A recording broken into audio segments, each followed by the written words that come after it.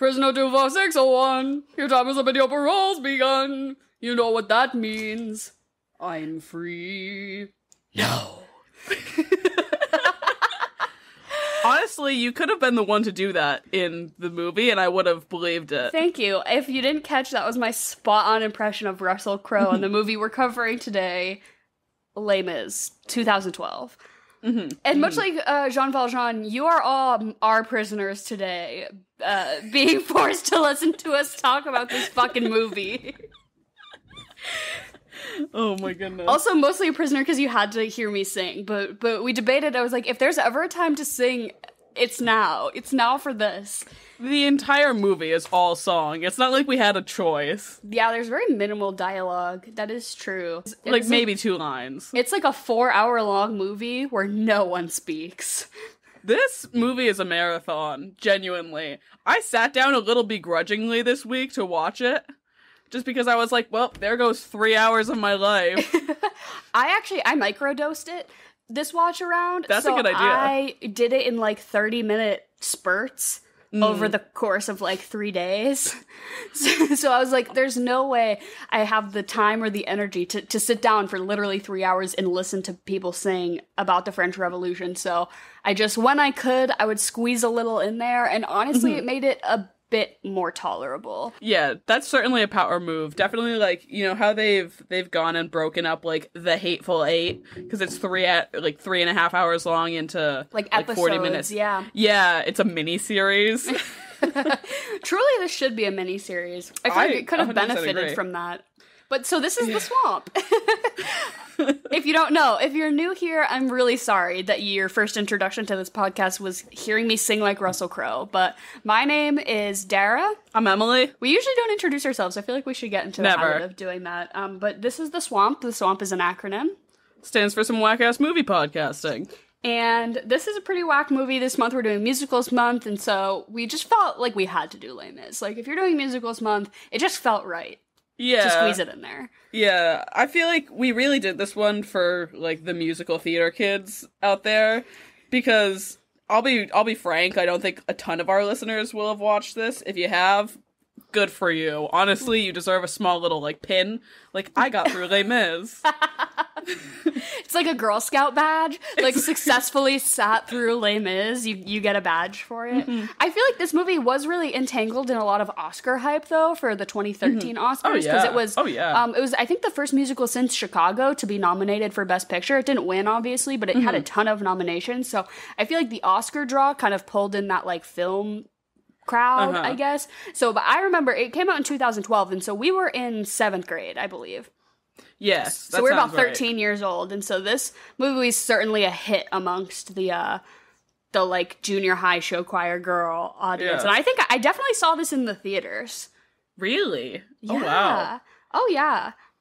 Not that I was a show choir girl, but I certainly, I definitely saw it in the theaters, and I think I've seen this movie like probably somewhere between 7 and 10 times, which is far too many. Yeah, far too many.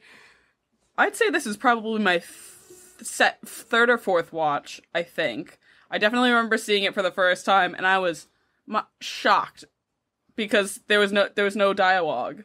It was all singing. Yeah, it's truly a musical film. Like, it is a musical. They basically filmed like a live action musical, is essentially. And I think this is the most musically musical we've done so far, for sure. Well, I mean, all of the singing that was done live. Which is for this. Fucking crazy. Well, I think that had never been, like, really attempted to that scale on film before. And it certainly shows. At certain points, the live singing, it shows Russell Crowe. He's the only one. I don't know. I think Eddie Redmayne has some moments where I'm like, you're a little flat, buddy. Not gonna lie. Yeah. I'll give it to him. I'll let him get away with it. Because it's not distractingly bad like Russell's is. Yeah. But my whole thing was, I was just shocked that they were able to find, like, a lot of these people are actors first instead of, like, Broadway performers. Like, I know, like, I think Samantha Barks, who plays Eponine, she was very much a a stage person before because this, she had and then been, she got cast. yeah, she was Eponine on like the touring Broadway version or something like that. So that was totally like her steez. And I know Aaron Tveit too, who plays Enjolras. He's like a Broadway guy, and I definitely think you can so tell the difference between the actors who are singing versus the singers who are acting. I just don't know how productions like this find like so many actors who have just great voices. Like obviously, well, not Russell Crowe. Sorry. Hugh Jackman. Hugh Jackman was a big stage guy, and he's done a lot of like he's very much like stage, sort of split like stage and screen, and all that. But like Amanda Seyfried, like Helena Bonham Carter, Sacha Baron Cohen, who the fuck? Anne Hathaway. Yeah, Anne Hathaway. Like these are all very much like on-screen people, and they all just had like pretty pipes. I'm like, is that like one of those things like you have to like have in your back pocket to be an actor? That's just like, okay, you need to be able to hold a tune. It's like Disney Channel, how they forced all those kids at gunpoint to also release music. They're like, Zendaya, we get that you can dance. We get that Shake It Up's a big success, but if you don't put out a single, we're gonna fucking drop your contract. Like, all those kids, they forced Mitchell Musso from fucking Hannah Montana had me, like, every single person to ever be on the Disney Channel was for, I don't know how the Sprouse twins got out of it. I mean, I feel like they probably plotted. You know what I mean? They were like, we're not doing this. This is where we draw a hard line. They were like, can you give us like a little snippet? Can you sing for us? And they bombed on purpose. But yeah, I feel like, A-list Hollywood is like, to get to that level, like, you have to be secretly a vocalist. Well, not Russell Crowe, obviously. Yeah, not Russell Crowe. If you can't tell by now, we're gonna beat this dead horse until it's flat. That everyone knows, everyone who's ever seen Les Mis, like 99%, there's the 1%ers who think Russell Crowe can sing and commend his performance in this movie, and I just want you to know that you're wrong. Like, I get it. I couldn't sing. I couldn't be in a movie musical. I'm not saying that I could have been Javert, because I simply could not. Yeah. But I did not audition to be Javert. Dude, he must have had, like, some sort of in with one of the producers. You know what I mean? Like, they owed him, like, a huge favor or something like that. They're like, fine, Russell, I guess we'll give it to you. Because, like, also, like, Russell Crowe's a pretty famous actor, but this movie was not make or break without him. Like, if they swapped him for, like, somebody who had actually been on Broadway, like, more of an unknown, somebody who had perhaps played Javert in the past, I think maybe that could have been for the best. But it doesn't ruin the whole movie, to be honest. It's just a funny thing that makes me laugh every time I watch it. Everything he sings is, he knows 3 notes. Prisoner 24601, your time is up and your road's begun.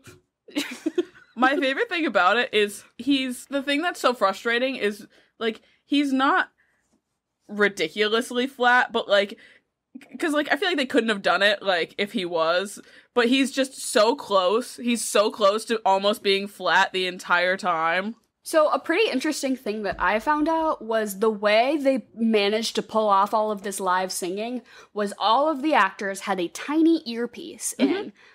And they played a piano live in a different room so that it's not like a pre-recorded track that they had to sing to. It was the piano would go at their pacing, which is fucking crazy. So, like, a live piano in a separate space, they're being fed it to in an earpiece, but also, like, their singing is being fed back to the piano player and, like, vice versa. So that's how they all stayed on pitch, but also could, like, make artistic choices about, like, the pacing of the song and stuff. Because I know Anne Hathaway's big song that she had was, like, very much, like, had to do a lot of different takes to get that emotion. But I think that's wild. I can't believe somebody came up with that, like, whole situation. And I think this movie does benefit from the live singing. Because I think it does more for it than it takes away from it. You know what I mean? Because I don't think we would have gotten performances like that out of Anne Hathaway and Hugh Jackman if they hadn't been, like, actually doing it in the moment. I 100% agree with you there. And I mean, like, Russell's prime flop of this movie, but there's, like you said, there are so many, like, successful, I don't want to say successful, but just standout songs and everything like that. Like, Samantha Barks is Eponine. I think she's probably, I don't know. I'd say she's a scene stealer, honestly. I know, like, Anne Hathaway won the Oscar for this. like, rightfully so. She was fantastic and she only had, like, 20 minutes of screen time, and she won the Oscar. Yeah. But Samantha Barks as Eponine, I always thought it was super, super impressive. And the thing that really stands out to me is that she was doing all of this live singing in the tiniest little corset I've ever seen in my fucking life. She had to lose 21 pounds for this role in 2 months. Fucking wild. The whole time I was watching it, I was like, that is my pinky. Her waist is the size of my pinky finger. I was like, I cannot believe, like, unhealthily looking. To the point where I'm like, I cannot believe they made this girl get so thin to look like that. Yeah. Like, absolutely fucking wild. Well, and she was singing, like, in the freezing, like, fake rain that they do. Yeah, for the in shoot, a corset. Too. In a corset. Sounding impeccable. And I know she was also barefoot. I don't know why she was barefoot, but she was barefoot during it. She was like, yeah, I got splinters in my feet. And she's like, but I had the best time. I would never trade it for the world. I'm like, yeah, I believe that, because, like, you get to play this iconic role, but damn, girl. Like, that is commitment. I'll give it to her. Yeah, I will say her and Aaron Tveit both really stand out to me, and I do think it is because of their Broadway background and the whole way they decided to set this movie up. I think really played to their strengths as, like, live singing. I think their two performances are vocally the best, in my opinion, just because I think those are two people who very regularly sing those songs live. They just know how to sing, like, actually.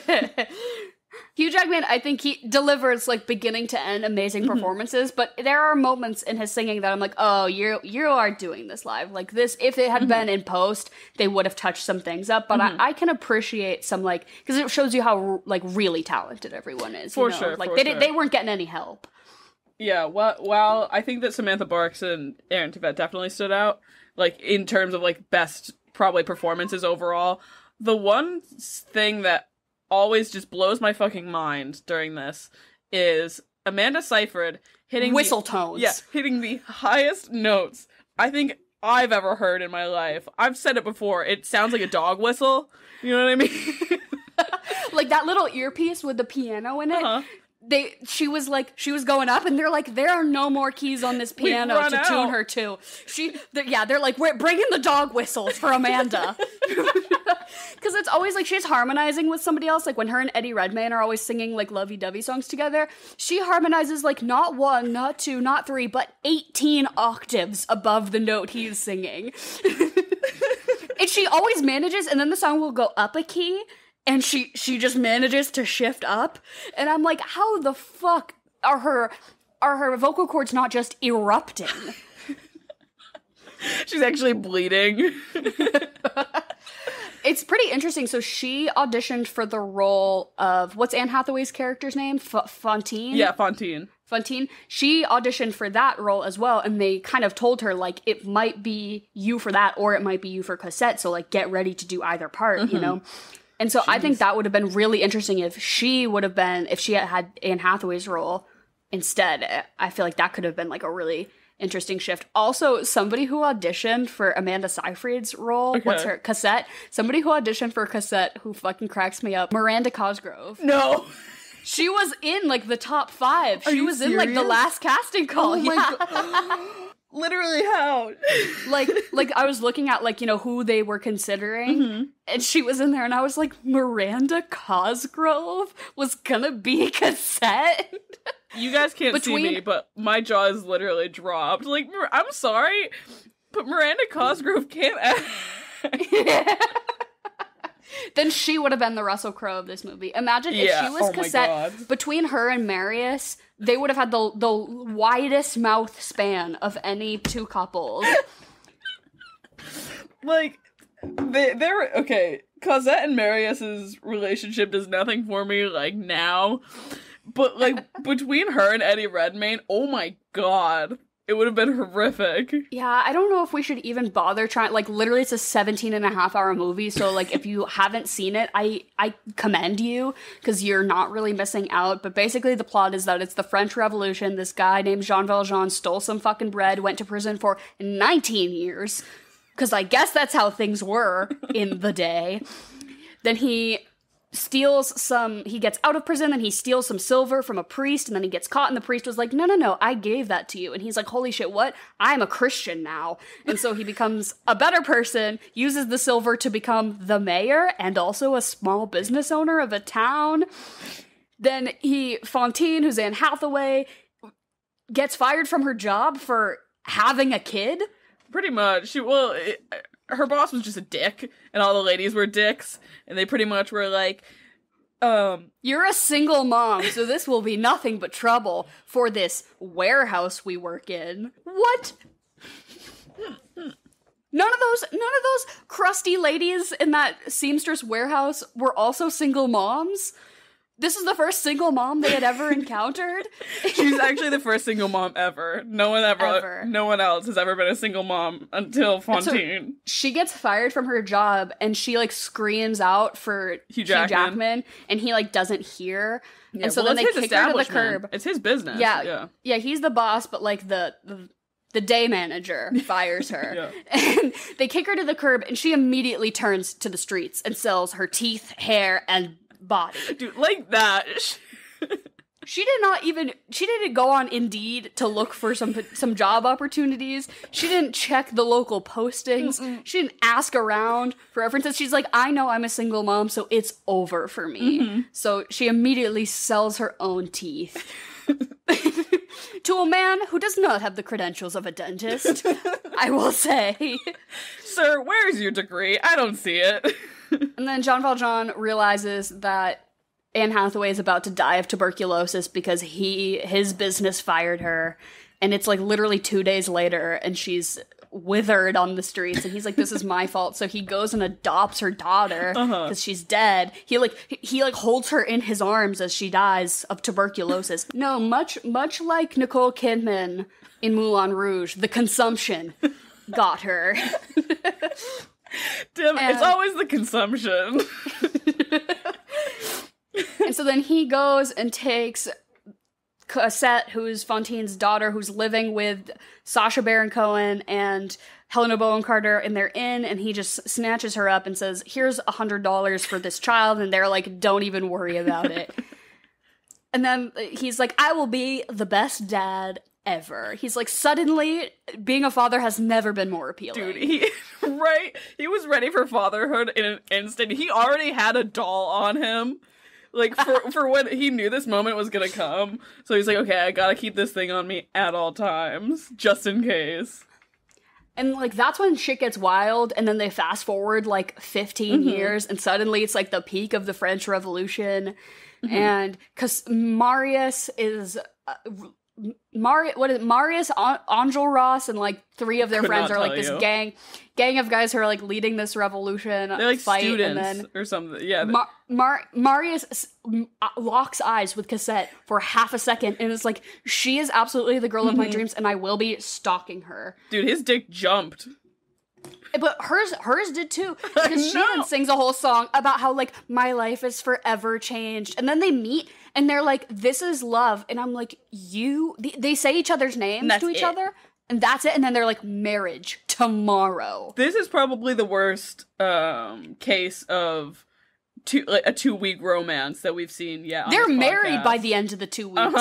They are fully. They're like, what's your name, Marius? I'm Cosette. You want to harmonize? I will whistle tone above you. I will steal the stage. I will show you up. Marriage tomorrow? Yes, sounds great. They don't even know each other's zodiac signs. Then there's a big fight. Throughout all of this, Russell Crowe has been playing cat and mouse with Jean Valjean, who is switching identities to evade the law. They're just going tit for tat back and forth. And every time that he finds Jean Valjean, he's like, I know you found me and that you have to arrest me, but I have a baby with me right now. Can we do this later? You gotta let me go this once. And Javert's always like, you got me. And then he turns around and just sings in 3 flat notes about how much he loves being a cop and how he hates people who steal. And then it happens again when he saves Marius in the fucking trenches and drags him through the sewer. And he's like, I'm gonna have to arrest you. And he was like, this boy is covered in human shit and I need to save his life. And he's like, I guess I just have to kill myself because I'm just never gonna fucking catch you. Well, like, there was one point where, because there was this whole thing like, oh, the students rebelled and they have this big barricade and all that shit. And then there's this whole big brawl. And Javert gets, like, captured by them, almost, and Jean Valjean's like, oh, guys, let me take care of this one, and then he lets him go, and he lets him be free. So, what? My issue with that whole situation was that they capture Javert, the head policeman, basically, right?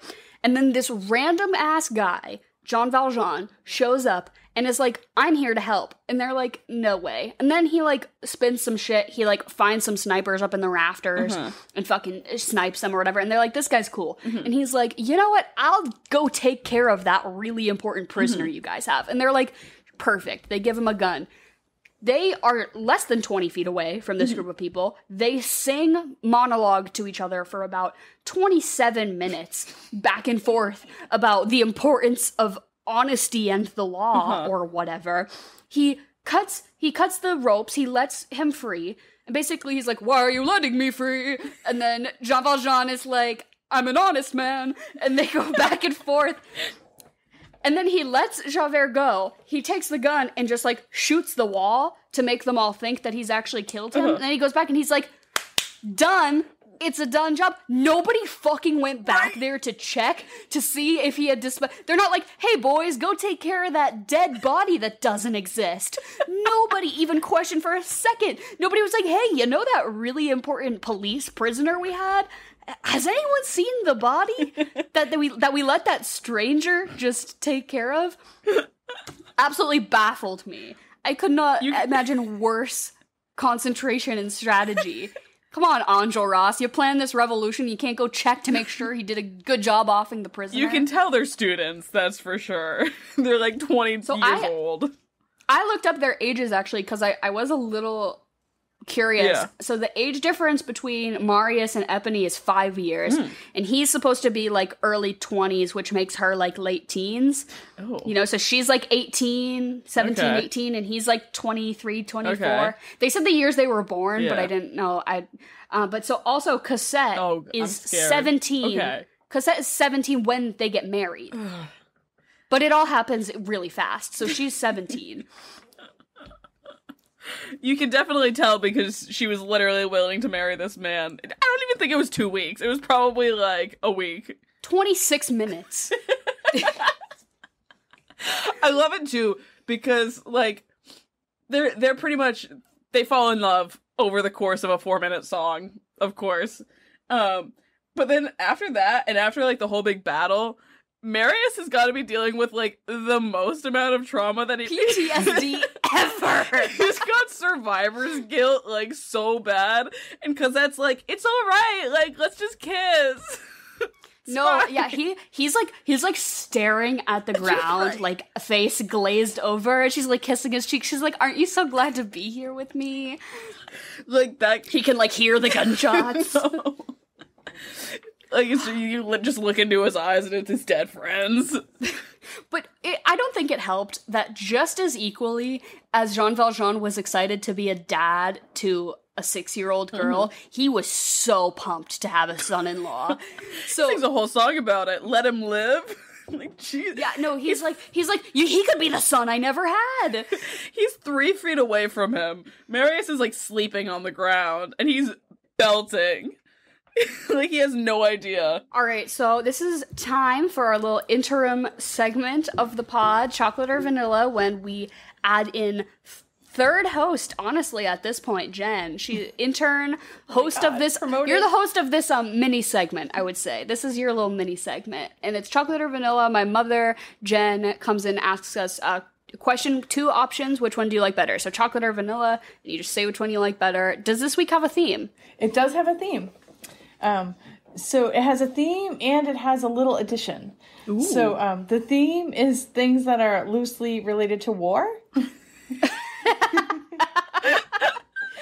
if you're gonna ask me like which war did I like better, Korea or Vietnam, like I'm not gonna have an answer for you. No. I definitely said loosely. It's like, which gun is better? Oh yeah, that's coming. Actually.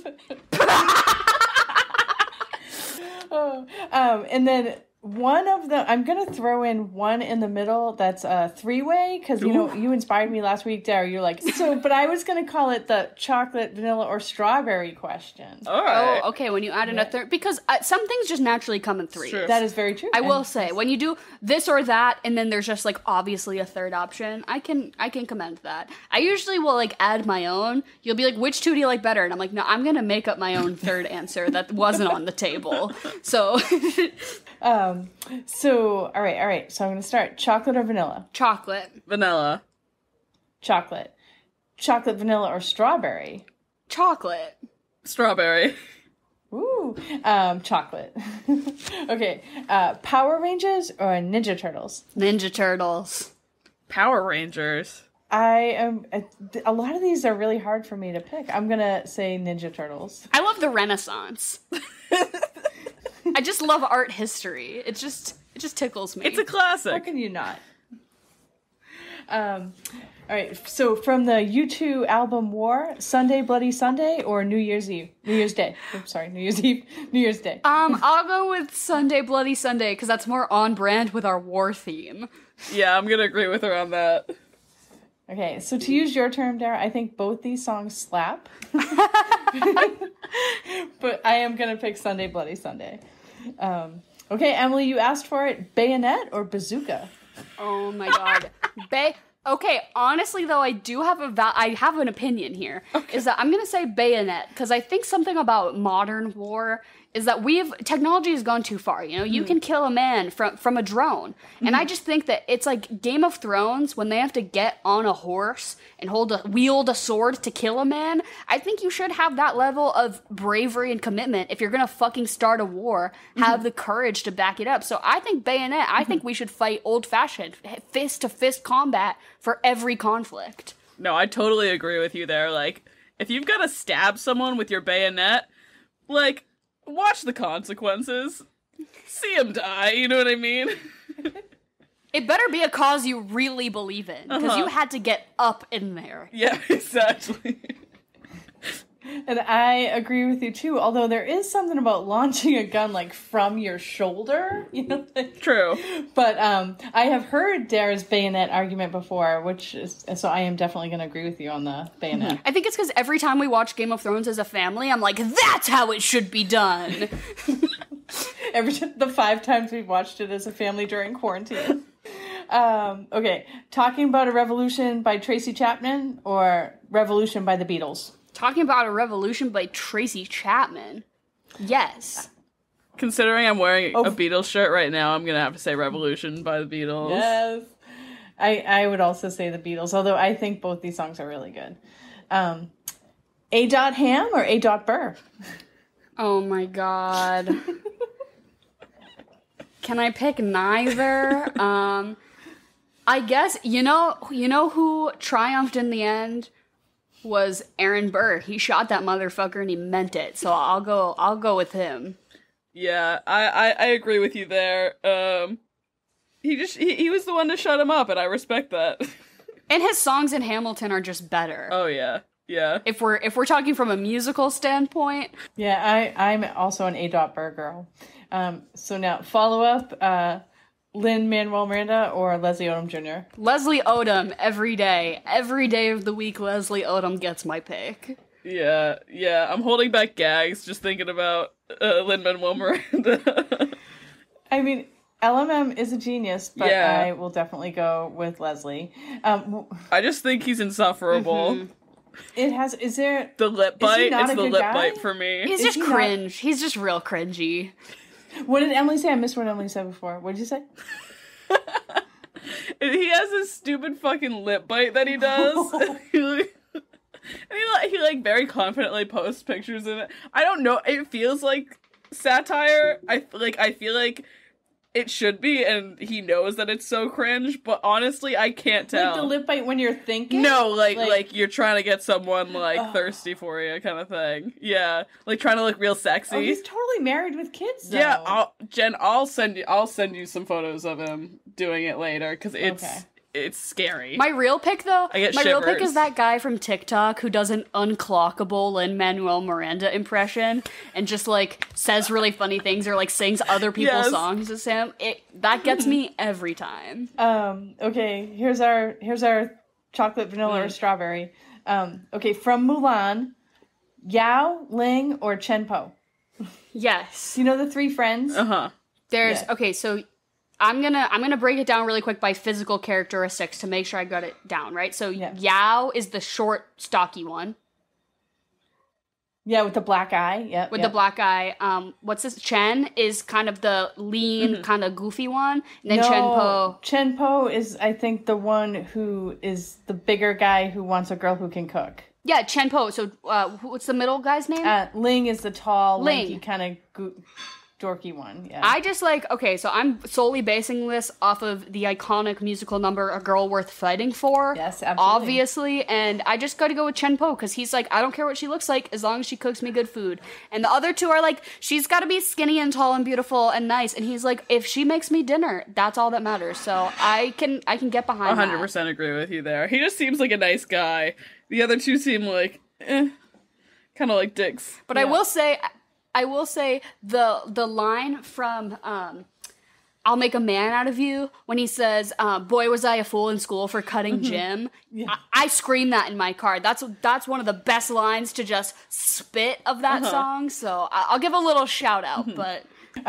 for same reasons, I think Chenpo, he seems like a real sweet guy. The French flag or the Irish flag? And not like France versus Ireland, just like the visual of the colors of those flags.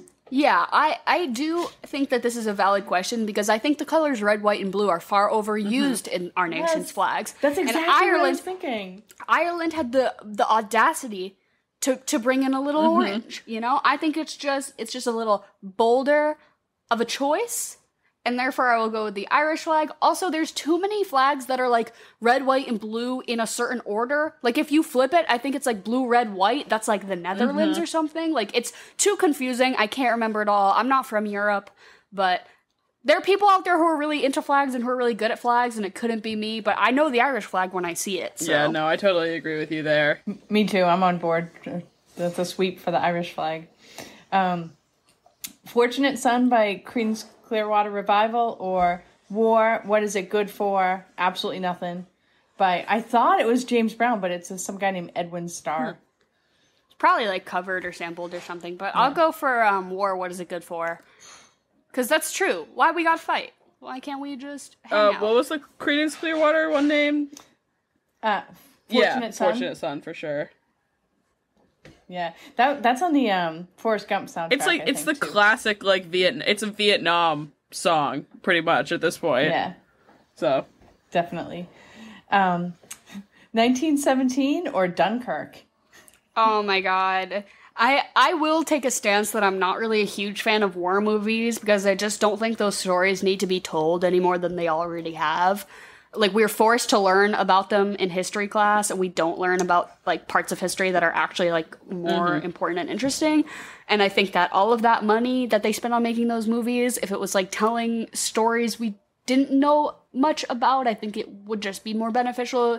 So I'm not a huge fan of either of those movies, to be honest, but I did think Dunkirk was so boring. The only intrigue to me was Harry Styles, I'm sorry.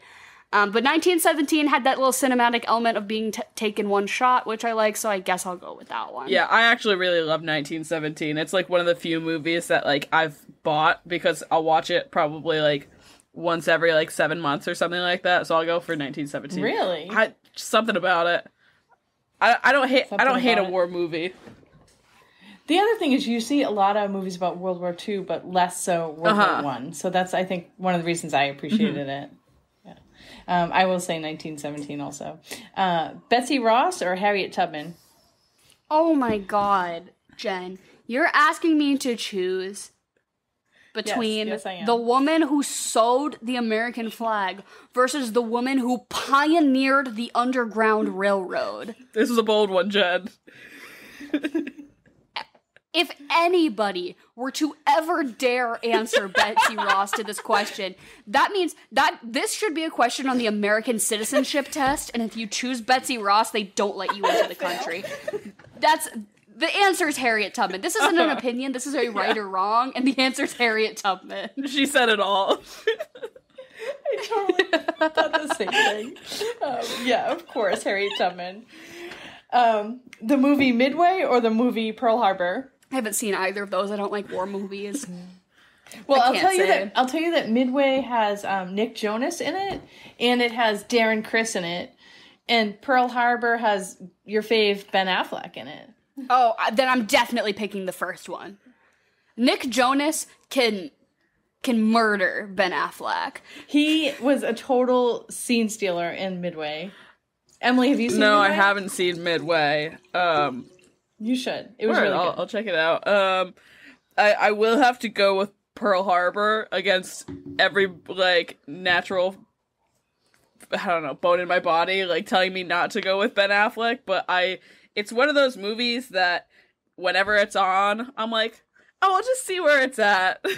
And then I'll kind of, like, end up watching it's it. 3 hours long or something. Yeah, right? it is It's super so long. long. Yeah. Yeah, but I do enjoy it. I will take Midway. Jojo Rabbit or Good Morning Vietnam? Jojo Rabbit. I love that movie. Yeah, for sure.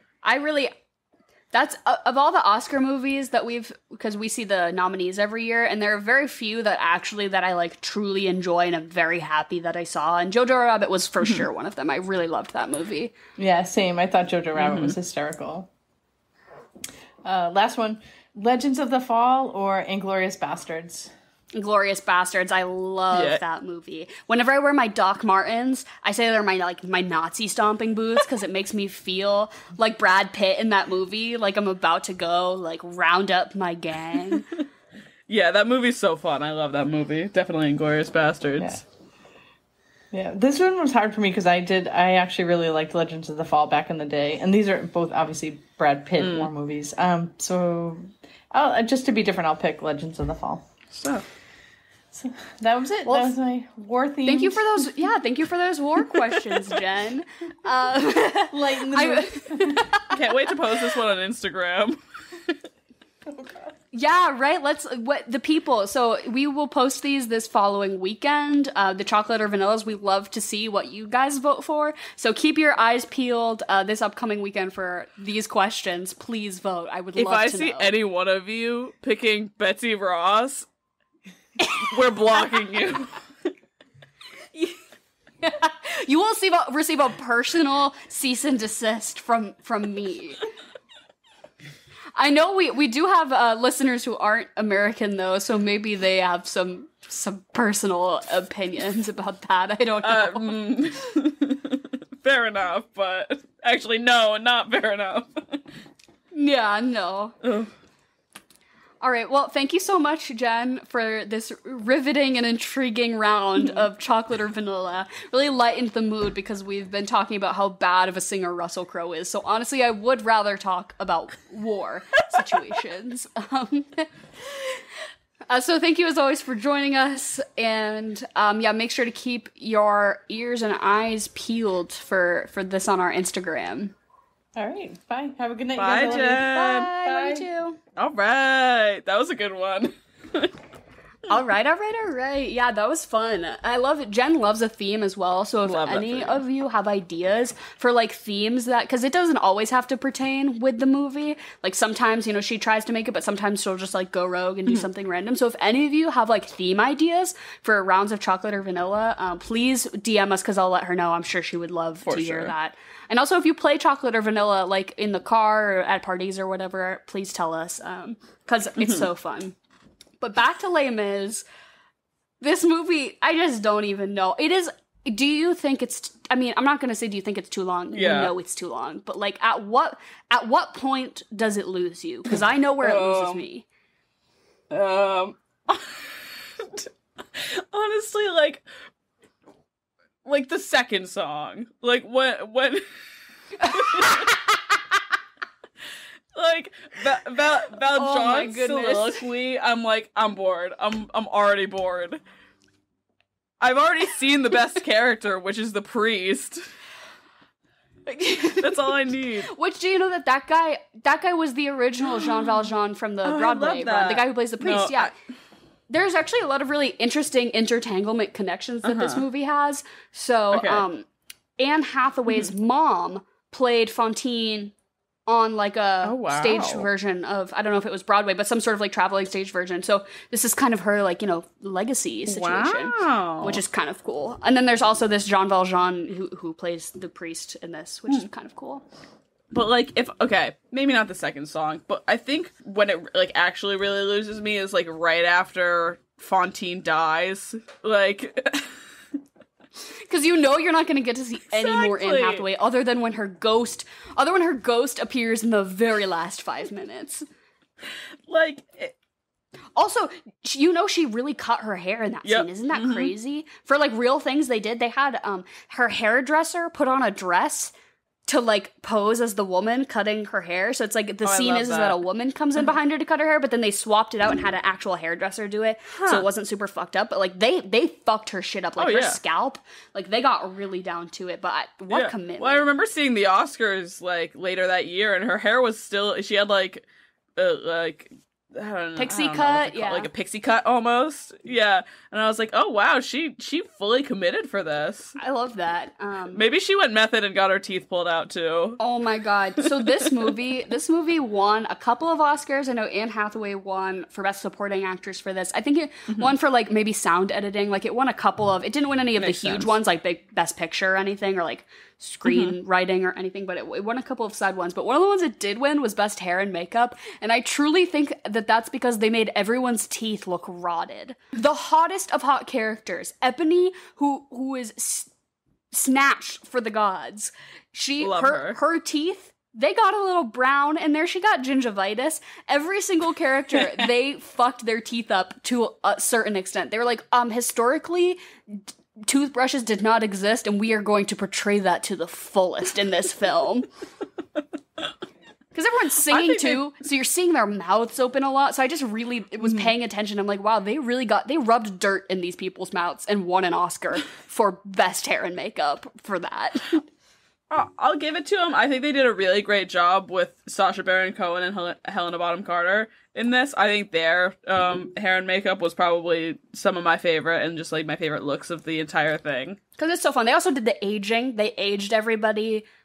Plus, so like Jean Valjean, you see him from being kind of a young man to like literally on his deathbed. Yeah. So I guess they did kind of like the aging makeup. Yeah. Well, Jean Valjean went from like I don't want to say spry, but like a healthy 50-year-old. Yeah, he was fighting on the front lines, dragging Marius through the shit trenches, and not a moment later was he dilapidated in the church. Honestly, that scene where he's dragging Marius through like the sewers is probably one of my favorite scenes, just because like when Javert shows up like on like he's like looking down at him from like up above like on the street level in the sewer, it almost feels like he should have been like, what's up, shit boy? And I love Jean Valjean, he opens his eyes and you see the whites of his eyes, just completely the rest of his body is blackened with human waste. It's just it's so jarring. Dude, that's probably why he died. He caught something down in that sewer. Yeah, right. Honestly, I'm like, Marius, don't you have wounds from the battle? Like, you have sepsis by now. There's no way. Like, it's so funny because here's the thing, is that I think that Javert is worse than Austin Ames in terms of being able to recognize Valjean for the entire film. Like, mind you, like, I get it, he looks a lot different than what he did, like, in prison and all that stuff, but he doesn't look that different. And then, like, really, I think a middle-aged white man in France, they probably all look a little interchangeable, especially if 10 Fair years enough. have passed. I think you just know him because he's Hugh Jackman. I think probably every man. Remember, they arrested somebody because they're like, that's totally him, and it was literally True. just some other, like, homeless guy. But, like, what was it? Like, it was, like, he saw, Javert, like, saw Valjean, like, after he was like, oh no, that guy's not me, I'm me, kind of thing. And then, like, 10 years later, he's still like, is that him? Is that Maybe he just him? needs But glasses. the thing is, the one time that he easily clocks him is when he's covered in shit. Well, it's because he sees the little door to the sewer open, and he's like, gotta be Valjean. This is the True sneaky enough. work of a crook. And I love that at every given moment when it's possible, Jean Valjean reminds him, he's like, just so we're on the same page, I did only steal bread. He's like, you were He's really like, don't worked care, didn't up. ask. Yeah. He's like, just so we're on the same page, though, like, the thing I did do was steal bread, is why you're all worked up.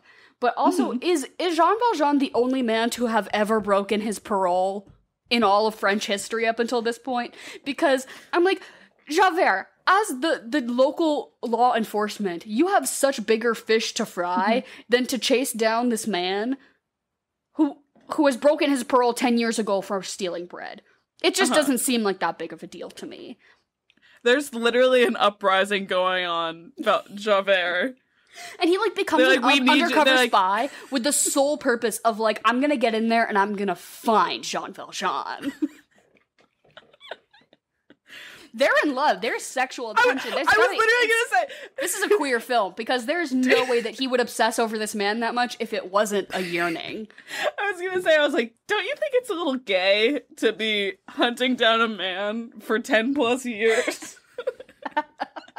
But every time you see him, like, you can't quite bring yourself to kill him. He's like, you know, oh, like, I've got this thing later. I'd really prefer if you don't. And he's like, I'll get you next time. See you in 10 years, buddy.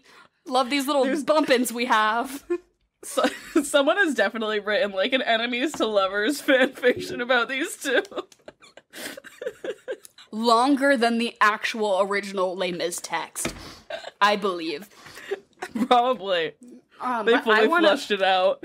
So I want to throw this out there, because something I love to do is watch a movie that I've seen before, and you just employ some sort of detail as a canonical truth. And so for me, this time around, I watched it as if Javert is the only character who can hear the score. So he's going through this, and he's the only one who's like, why is everyone singing? And that's why he's a little thrown off. That's why every time Javert starts singing, he's like, prisoner 24601, because he's like, oh damn, everyone's really, we don't talk these days. And that's how he always knows when Jean Valjean's about to come up, because the theme, the background theme, dun dun dun. He hears it, he's like, oh, he's gotta be fucking close. That's the returning theme. And so in all of the scenes with Javert, it fucking cracked me up to think that he could hear the score. So if you're gonna do a watch of Les Mis, just keep that in your mind, and honestly, it'll bring a lot of humor to scenes that are not funny. I really like that. Speaking of the music, did you... Okay, because I know we've talked about if we have a favorite musical number in the last 2 episodes that we did. This one seems a little different. Yeah, because I know the last 2 were so fun. So it's like so fun, like, I can't pick, they're all so fun. And this one's like, which one's the least depressing? You know? That's like, Fantine is talking about dying of TB and leaving her child behind. Like, I don't give a shit about Cosette and Marius and Eponine, if we're being frank. Like, there's too much going on here. Yeah, the war, he's like singing about his friends being dead. Heavy material compared to Mamma Mia. But, so I have an answer, and it actually falls kind of in line with the question I asked you earlier, which is, when did your attention drop off? Yes. And so for me, my attention span stays at about consistent until Master of the House, which is my favorite song. Good. I love whenever Sacha Baron Cohen and Helena Bonham Carter triple name threats, the two of them. I love a celebrity who can pull off a triple name. So the two of them powerhouses, comedic relief in this heavy film. They both just fucking knock it out of the water. And that's when this movie peaks for me. And anything after that, I could kind of give or take. But my attention, like, holds on until the halfway point, where they do that big musical number at the halfway point. And then the second act, I could fucking leave. I don't give a shit. The movie could literally end at that halfway, at that intermission for me, and I would be fine. Like, I know none of the storylines have completed their arcs or anything, but I don't really care. Because all the good songs have already been sung, basically, other than, like, empty chairs at empty tables. But for me, it's Master of the House, and that's whenever that little theme comes up, when the two of them are, like, doing some sort of sneaky shit on the side. Like, it just kind of brings me back to it. So that's my favorite for sure. What about you? No, I totally agree. That's I would say that's, I don't know, that's my favorite, but I think the one that might be like the closest second or even tie it is probably what the fuck is it called? I Dreamed a Dream. No. No. Where all of the whores on the street are singing. Do you hear the people sing? No, all the whores on the street are singing to Annie Hathaway and saying, "Come get syphilis with us." Oh, Lovely Ladies.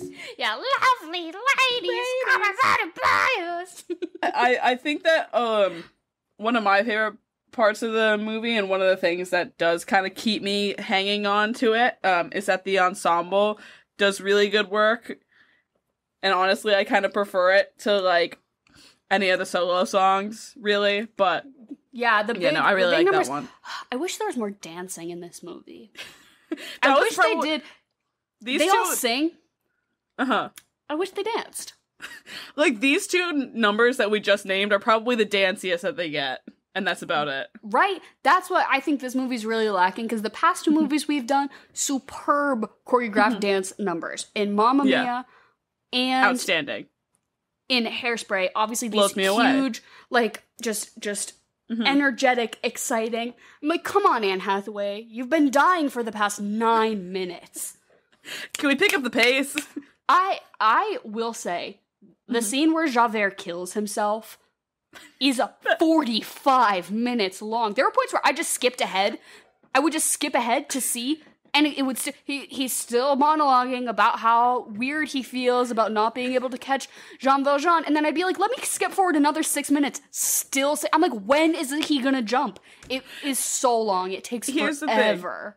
I think that was a great artistic choice, honestly, because the payoff at the end is you just get to hear that flap of his body just hitting the bottom of the dam. That was real life. They made him jump. They pushed Russell Crowe off the side of a dam, actually. I'm just kidding. He died. He did. Yeah, he did. Oh my god. It's like an Avril Lavigne situation, like they've replaced him with a doppelganger. This is a new conspiracy. You heard it here first, folks. They killed Russell Crowe on the set of Les Mis. Oh my god. They're like, we're doing everything for real this movie, Russell. So you're gonna have to take one for the team. I would like to think that if he had to kill himself for this role, he would have put more of his heart into his singing. Oh my god. You know who put their whole pussy into a song, though? It's Samantha Barks singing On My Own. Oh my god. And First of all, her character doesn't really check out to me, because she's like, hey Marius, you're actually rich and you're pretending to be poor for the clout. I see you. And he's like, please don't talk to me. And then she's like, oh, he didn't tell I was flirting. Like, I'm like, girl, you're calling him out for some fucking shit. And then you're like, oh, you don't want to make out with me though? Like, it's like girls who neg guys, girls who like bully guys as a form of flirting or whatever. I'm like, Ebony, you're not putting your best foot forward right now. And then he's like, I saw this girl in the street and I'm obsessed with her. Can you find out where she lives? And Ebony's like, sure, I'm on it. Sure, I'm on it. And then she tells him where Cosette is staying, and then he goes to visit her, and she's upset. I'm like, girl, you gave him the address. I do like that song they sing at what is that? In My Life, I think is the one that Marius and Cosette sing at the gate. But no, whenever and Samantha Barks is great in that. But whenever I hear On My Own, I always just think of Glee because it like opens up with Rachel Berry singing that song. There's no better depiction of like the repressed theater girl than just like breaking out into Les Mis at an inappropriate time. But so if we're talking about like love triangles here, I fully cannot comprehend why anyone is making heart eyes at anyone other than Enjolras in this fucking movie. Doesn't make sense. Why is Cassette is making hard eyes at Marius? What's her name? Epony is making hard eyes at Marius when Enjolras is right there, a whole ass man running a revolution. He's too committed to his work. Exactly. You know, I get it. He's caught up in his work. But Epony's like, Marius, you're pretending to be poor for the revolution. You're not even committed. And I'm like, girl, you know who is committed? Enjolras. Go hit on that, because he's the real deal. I think one of the most offensive things about that whole scenario is that they were making hard eyes at Marius when he had his hair looking like he did. Like, Yeah, they did him dirty. They won an Oscar for hair and makeup in this movie, and they did him dirty with that little coif. They dated this movie so hard with that look. It was just so absurd. So 2012, it makes my skin crawl. But, I don't know, Oscar worthy, I suppose. It's because of the teeth. They made everyone's teeth a little yellow. Yeah. I'm just saying. That's fair enough. Yeah, I didn't even understand any of that situation because I'm like, there's right next to him, literally right next to him the whole time, is a 10. Since we're on the topic of sort of more supporting characters and side characters, I just wanted to mention, because I was watching this, and I did not pick it up until the very last... The boyfriend from Fleabag? The boyfriend from Fleabag? Yes, exactly! Literally, it was the very last scene of the movie. I did not see him for the whole thing, but I saw him on top of that big old barricade across all of France, and I think I, like, screamed a little bit. I was like, no way, no fucking way. And I look it up, and I see Hugh Skinner on the fucking docket. I was blown away. Yes, so for anybody out there who has seen Fleabag, in the first season, her boyfriend, who becomes her ex-boyfriend, I think his name is Harry. Yeah. In Fleabag, he's the one who she's masturbating to Obama's speech, and he's like, this is my final straw. It's really great. But this was also my first post-Fleabag watching of Les Mis, and I noticed it too. And because I was like, they gave him darker hair. His hair is like almost black, whereas in Fleabag, he's more of a dirty blonde. And so I immediately clocked it. I was like, holy shit. Because you never really pay attention to those little side characters when you're... You know, but yeah, they're just take up space. I was like, holy shit, wild. Blew my We love to see mind. it. I'm glad he's booked and busy. I know. Like, this is totally one of those movies, too, that, like, so many, like, they just had so many people that it's like, okay, someone that I know is bound to pop up, you know what I mean? Just in that little side bit role. But that was probably my favorite thing of this watch, is getting to see him and realizing that. But a random question: if anybody out there is like super into musicals and they want to DM us and tell me about the best musical you've ever seen live, or you're like, you know, your favorite movie musical, or if you've seen live productions, I would love to know, because I have seen a fair amount of musicals live. I do enjoy it. As much as I'm talking about how I fell asleep during Les Mis, I really do enjoy going to see musical theater. So I'd love to hear about your experiences, or if you love Les Mis and are like, what the hell, why did you fall asleep? I'm really sorry. Wait, so what would you say your favorite musical that you saw live would be? Okay, so this is like probably a little controversial of an opinion, because I've seen some really good ones. Like, I've seen Wicked. Yep. I've seen Rent. Like, I've seen a lot of the really good ones, but like it's hard to compare, you know? Yeah. Apples and oranges, certain things give me different, but Avenue Q. Yep. I love puppets. I knew it. I just love puppets. And Avenue Q is the best show I've ever seen. I saw an MIT production, MIT the college production. That's not the best one, but it was really great to see. Like, I went because they were doing Avenue Q, and I was like, oh, gotta go. But I saw it on Broadway, and I was just like, and I would say, like, up there with it, too, is also The Book of Mormon. I just love something that can make fun of itself. Because that's what musical theater is. I think it should be silly. But speaking of musical theater... So, okay, wait. You answer what is your favorite thing you've seen, and then I have a bit of a tangent to go on. I'd say, well, the first musical I actually saw on Broadway was Mamma Mia, so that is definitely like up there.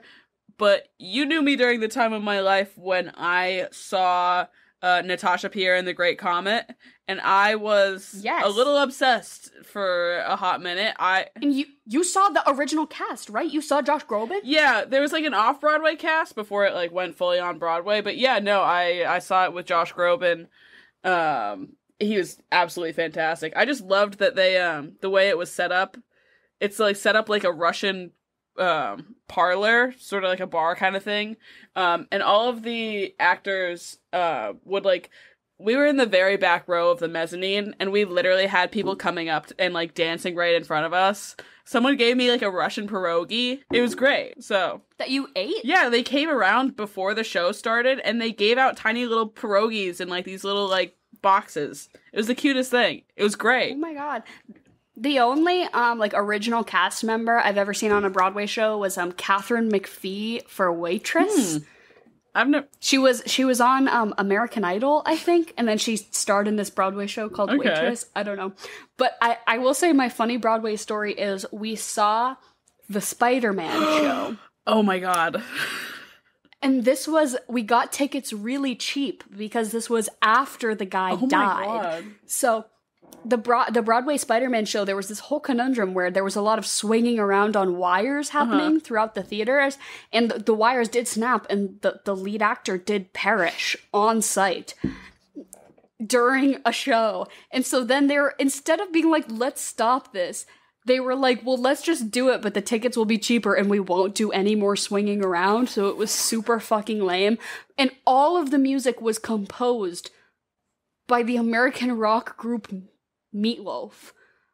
What? So it was all these Meatloaf songs in a Spider-Man musical where they couldn't swing around because somebody died, and we got really cheap tickets, and it was just like overall just such a weird experience. That was my like worst, probably most odd musical theater experience I've ever had. I swear someone had said something like Imagine Dragons were one of the people that produced the music for it. Maybe they like also helped, but I'm 95% sure it was Meatloaf.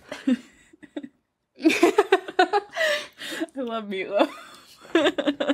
But like, speaking of bad musicals though, I do want to bring a bit of light to people often regard this movie as like one of the best like musical movie adaptations ever, which I just have to disagree. I know.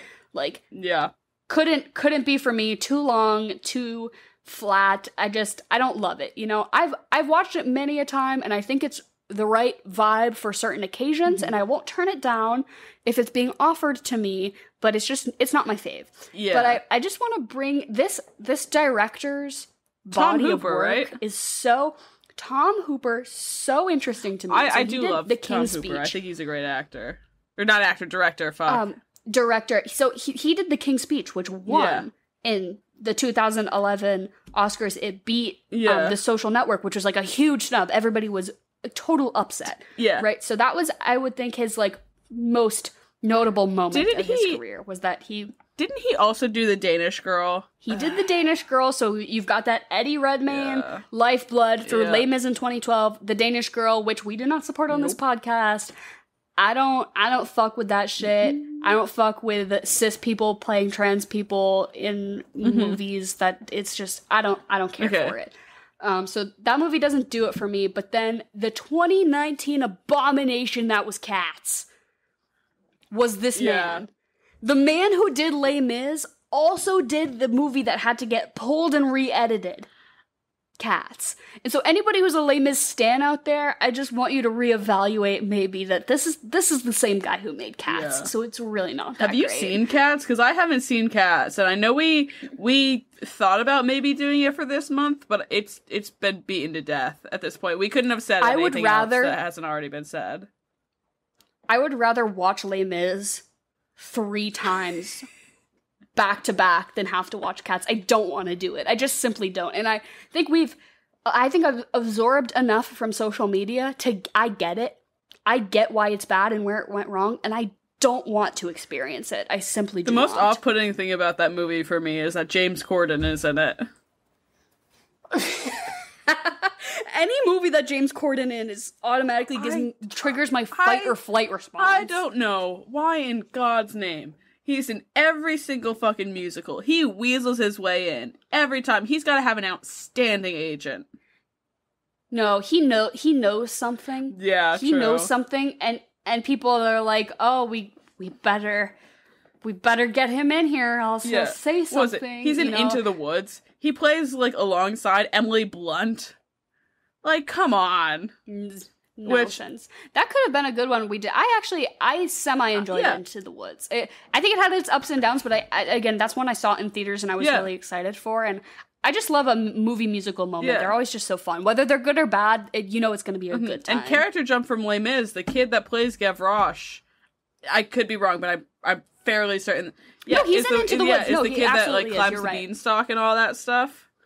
Yeah, no, you're totally right there. Yeah. He's a little musical theater powerhouse. Yeah, I don't know. I would watch it, but anything with James Corden in it feels like a threat. Okay, so before we get into our regularly scheduled program, I do want to once circle back around to Russell Crowe, and I want to share a golden nugget of information that I have found. Is this post his death? Russell Crowe... Sorry. Russell Crowe? No, this has nothing to do with the movie Les Mis, actually. Well, it does a little bit, because I was thinking, who told this man he could sing? And it turns out he had a music career. He was a Britpop no fucking singer way. Back in the day, before he was an actor, really. He went by Russ LeRock, RUSSLEROC, Russ LeRock, and he made like Britpop music. It's horrible. It's not very good. But he has this one song called I Want to Be Just Like Marlon Brando.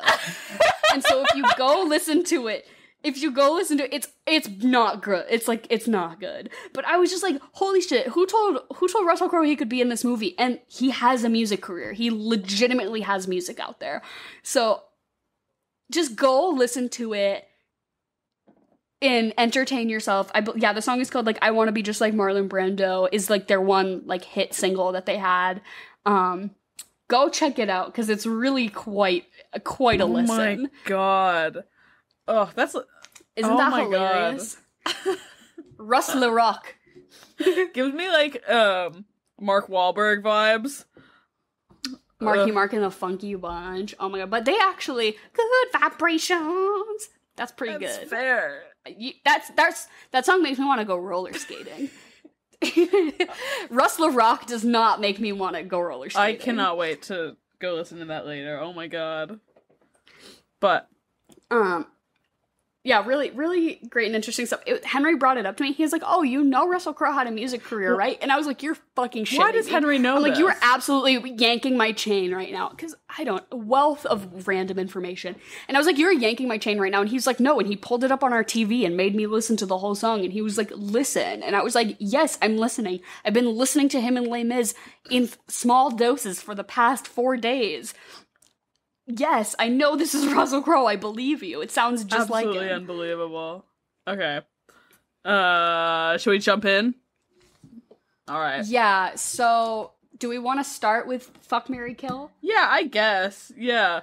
I think there's, like, honestly, I cannot tell you the 3 main characters of this movie. Because you've got, like, so many tendrils of storylines. Like, Jean Valjean is obviously our protag, right? But then you've got, like, the crime situation where you've got like him and Javert, but then you also have like the family situation where you have him and Cosette and Marius, but then off from Marius you have the whole revolution situation. So like I don't even know, how do we pick a big 3 here? I think the big 3 is the love triangle, and I think we start with the love triangle.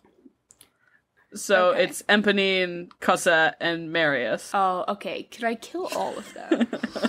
That'd be the easy way out. Honestly, I know, though, that there are, like, people who will defend Eponine to the death of the way they will defend Padme.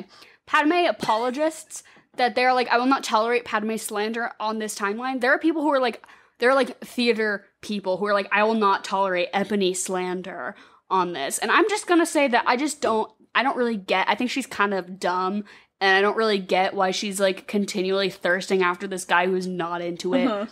And then she literally jumps in front of a bullet for him. And can we talk about that scene where they're like singing into each other's arms and then the camera pans and you realize that 50 people have been watching them have this whole conversation for the past... I'm like, this is not an intimate moment. You're all in a very small, confined space. Gavroche is just standing there weeping. Right, but like also Angel Ross is like, can we get on with this? Come on, it's time this for is really war. inconvenient. Let's go plan. Also, why did she have to like wrap her tits and pretend to be a boy to go fight? Like, really, I just don't think they cared at that point. They're like, anybody willing to throw a chair out a window is totally welcome. Dude, give us a body and we're fine. You know what I mean? But I'm going to marry Cassette because she has that church silver money. She's got that leftover Jean Valjean stolen candelabra money, which... you don't see, really, in the movie until he, like, randomly pulls it out of a bag at one point. He just, like, has, like, a silver piece of, like, a cup or something. And I'm like, I guess in the olden days you could just show people that you had a big hunk of metal. And they're like, yeah, that's wealth. You're sure, you can stay. So I'm gonna marry Cassette because, you know, she seems like she's trying her best. I'm gonna kill Marius because I just don't really care for him or his attitude, and then I guess I'll fuck Epony because I just want to let her take her corset off and breathe for a minute.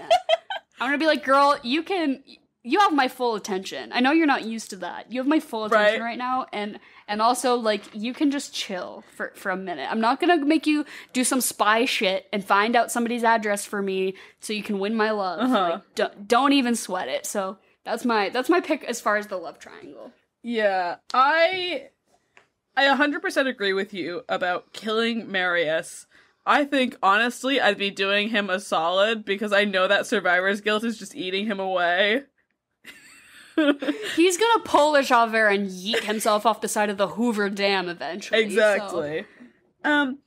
But, like, as much as you say that Eponine is an idiot, which she is, because that's, like, doesn't make me feel any better about, like, the situation, you know what I mean? Literally locks eyes with a man and she's like, this is it. This is love. Like, I at least give Eponine some credit that she has known this guy for, like, an extended period of time and she has these feelings for him. And Cosette is just, literally, she's like, nope, alright, here you go, give me the ring.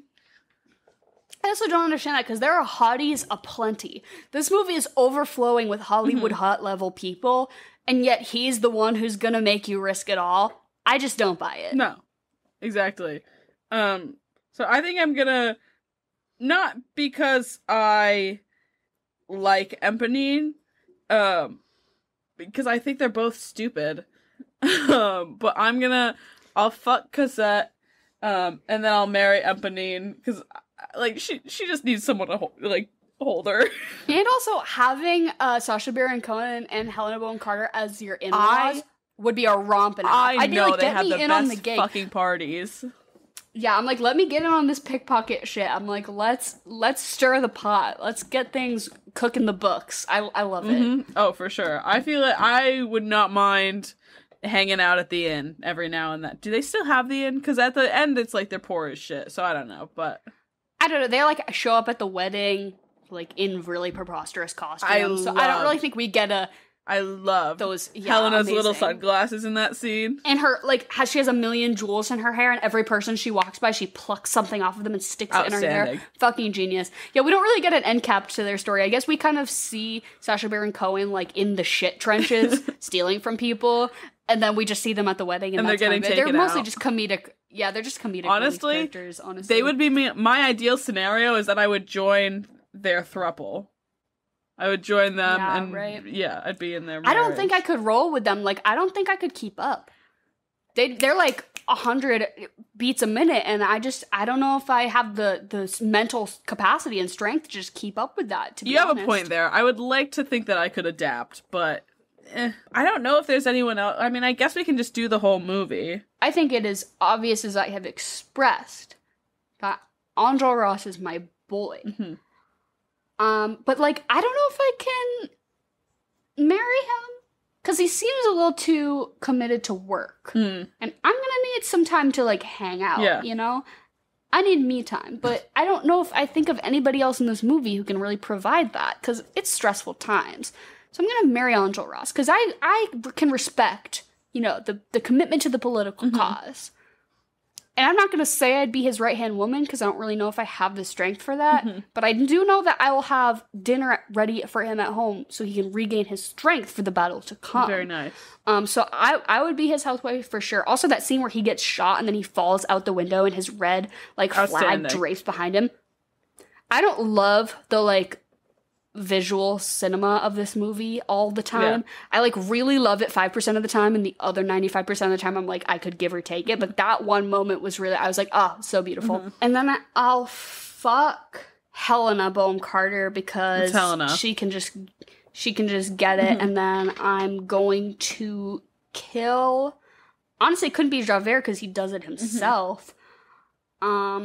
I'll kill the owner of the sewing shop who's sexually harassing all of his employees, who's totally harassing Anne Hathaway. Fuck that guy, so I'll kill him. So I'm gonna kind of take a similar stance. I'm gonna kill all the ladies in the sewing shop for being bitches. That got Miss Annie Hathaway fired. And sort of on that same tangent, I'm gonna fuck Fantine.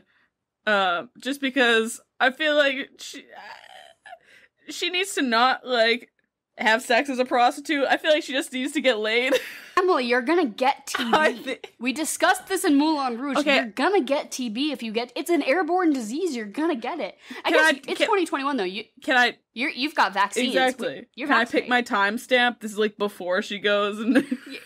Yeah, when she's still got her long hair, you could be like, baby girl, you don't have to sell those locks. Exactly. I'll be your sugar daddy. Exactly. For a hot minute. Exactly. You get it. She can just come live with me. In Connecticut. Fantine, I've got a great place in Connecticut. I just know she want to stop by. What? Because that's 9 years old. I know she hasn't gotten laid in close to a decade. 10 years. I always take this. I'm gonna do her a solid. You're always the charitable fuck with you. What can I say? I'm a giving person. And I'm gonna, okay. I've thought long and hard about who I'm gonna marry. And there's a bit of scheming involved with this. I'm gonna circle back to Fleabag, and I'm gonna try and seduce the priest and have him leave the priesthood for me. And then we'll run off together. Because he's got money, though. He's got money to spare. And we'll run off together and live a beautiful life because he seems like the nicest person in this entire movie. And I want to be with that. This movie made me a Christian. This movie, when he said, Jean Valjean, you didn't steal this silver. These cops are wrong. I gave it to you. And that's the truth. I said, oh, that's Jesus. That is the work of our Lord and Savior right there. That is love thy neighbor. I don't know any religious sayings or anything really, but that is the work of the Lord. Forgive. Does Jesus say forgive? Yes, forgive but don't forget or something? No, but he definitely... Forgive but don't forget. He definitely said forgive. I'm just kidding, I'm not religious. But yeah, no, that's my firm stance on that, is I want to marry that priest. Amazing. And who are you killing? Oh, I said I'd kill all the women in the shop. Oh, yeah. Okay, great. Mass slaughter. Huge slaughter. Put that man out of business. Also, I just love the jarring shift from, Prisoner 24601 lifting that mast of the ship to, he's the mayor now. Not only has he escaped prison, but he's the mayor. Small business owner, local guy, mayoral presence. So bold of him to just assume that he could pull that off, you know what I mean? You're trying to keep a low profile, and he's like, you know what I want to do? Run the town. Run for office. Oh my god. Okay, so what did you eat and drink with this? Okay. Or what would you... Because you've hosted a pretty bangin' Les Mis party that I did attend. And I remember it was great. Very French-themed, very thematic, on brand. That was the last time cheese plate? I enjoyed Les Mis, yeah. We did a big cheese plate, which you could do. We also did poutine because we were kind of what is French there? What Canadian? is there? Yeah, it was a bit of a stretch. But I would recommend what I did for this. And so I sat down and I made myself breakfast for dinner. And I made French toast. French toast! Some blueberries and some bananas on top. Really great, really fancy. I was super proud of myself. But I did French toast and mimosas, because mimosas, I think, are French. I couldn't... I don't know I about feel like that one, but champagne, you could have a... Champagne could be from France. You could get a French Brut. Sorry, I'm just Googling are mimosas French. Yeah, no, I would it be is. astounded if the French... Yeah. Really? The French invented the mimosa? Yeah. Wow. You learn something new every day. It was served at the Ritz Hotel. I think that's the genius. first mimosa was served at the Ritz Hotel in Paris in 1925. Holy shit, it took them until 1925 to realize you could mix orange juice and champagne. I don't know if are oranges like native, like culturally native to France. I don't know where oranges grow like that. Probably not France. I love a mimosa. I love to do like 80% Exactly. champagne with just a dash of orange juice on the top. So drinkable, so good. I love breakfast for dinner with French toast. I think that's absolutely It was genius, really 'cause easy. I was gonna say, you can really go, like, this movie's so easy to host a party for, I think, because literally the theme is the whole entire country of France, which has some of the most iconic culinary, staples ever. So just anything, relatively French, depending on how, the easiest thing to do is, like, cheese and bread. Literally rip a loaf of bread apart with your hands and be like Jean Valjean and fucking snatch it. And, like, the farthest you can go is, like, elite 5-star French cooking, escargot, like, really fancy, So you can just, like, pick and choose within the realm of France.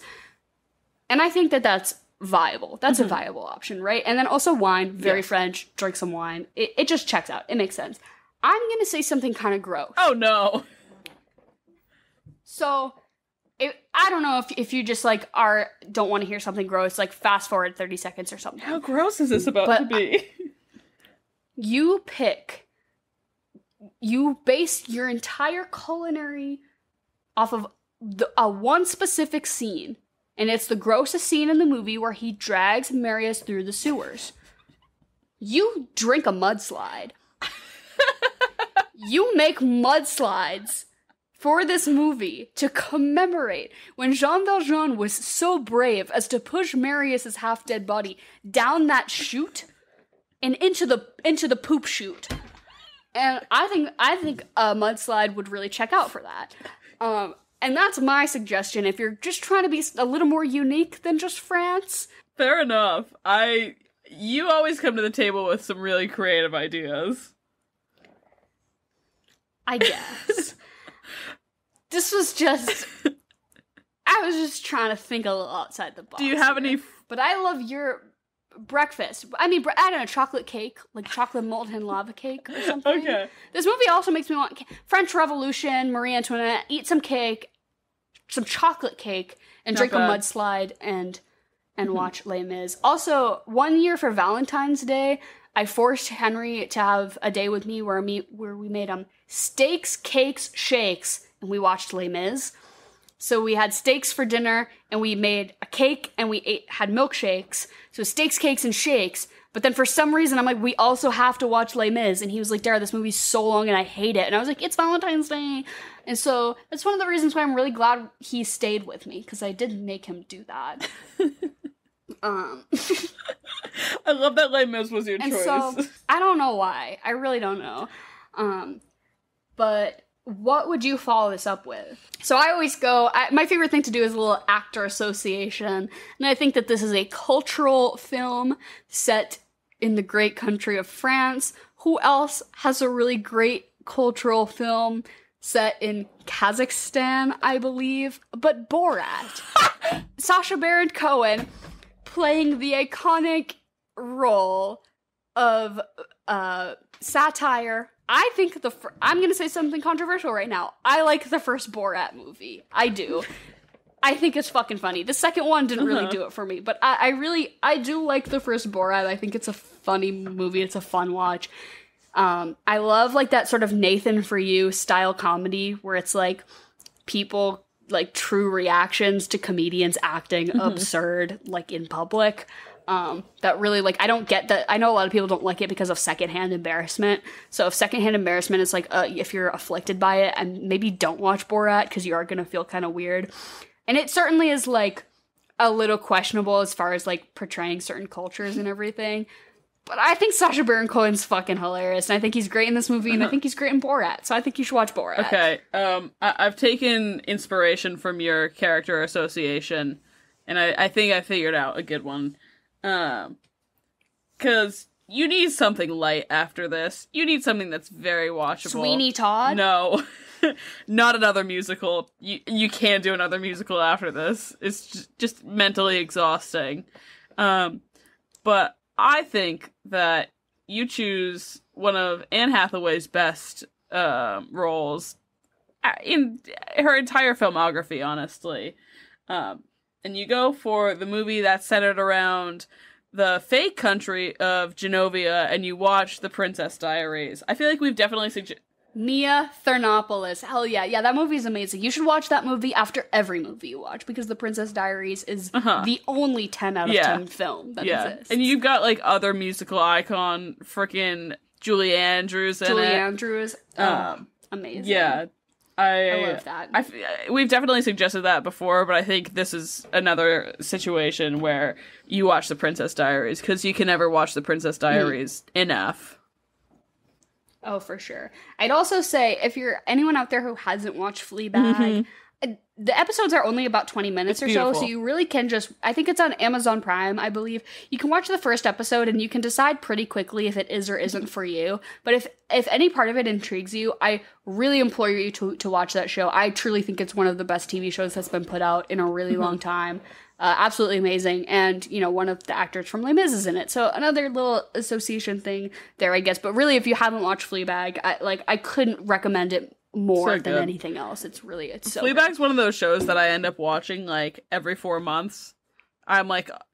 Yeah, because it's so fast, too. You can binge all 2 seasons in, like, less than a week. I can do it in 2 days. Because each episode's only 20 minutes, there's 10 episodes in a season or something like that. Yeah, it goes by so quick, and it's just so fast and witty and good that you can really just watch them back. The second season is probably so good. One of the most masterful, like, pieces of television that I've ever seen, but...